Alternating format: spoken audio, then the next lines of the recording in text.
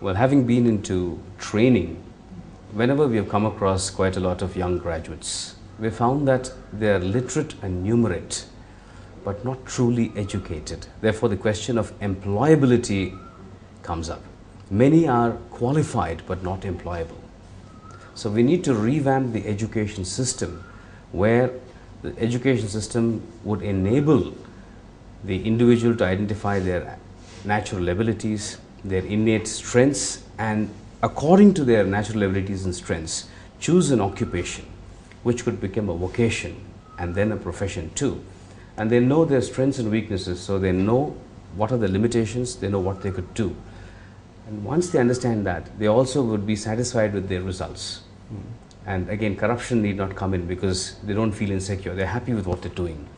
And I understand that in the state of Karnataka, we have 43 lakh qualified graduates not employed. It's very sad.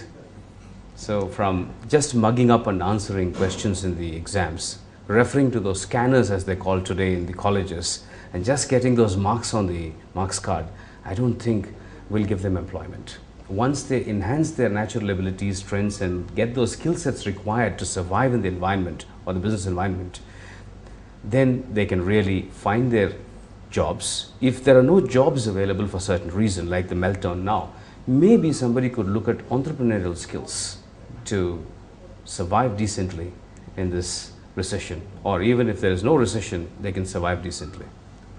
As far as moral policing is concerned, yes. Well, it's a cultural issue.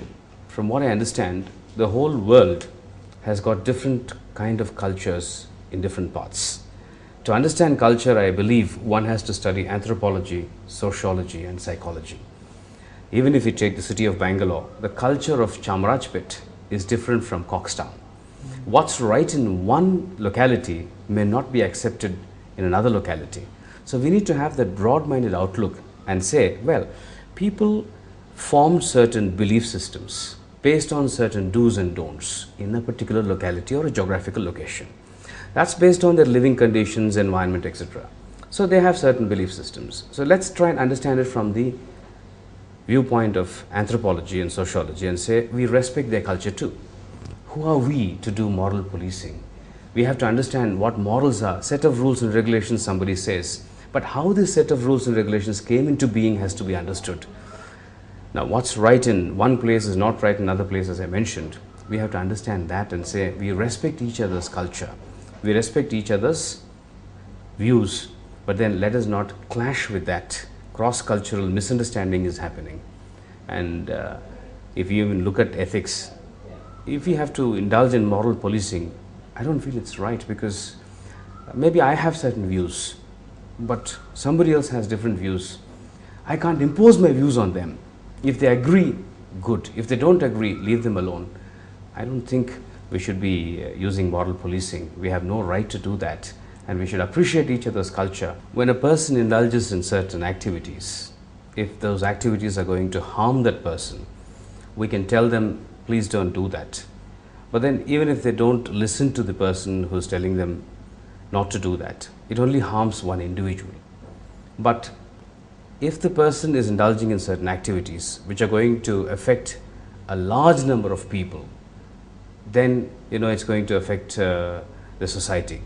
Therefore, if there are issues which are not going to affect the large number of people, and if the individuals have the freedom to do whatever they want, and if it's going to affect them, I don't think we have any right to go and interfere in their lives. Because I understand freedom as any individual is free to do any kind of an activity as long as we do not curb another individual's freedom. I think that's where the freedom ends. So moral policing may be something which people have indulged in recent times without having a holistic understanding of culture. I think they need to improve upon their intellect, and they will not trouble the others.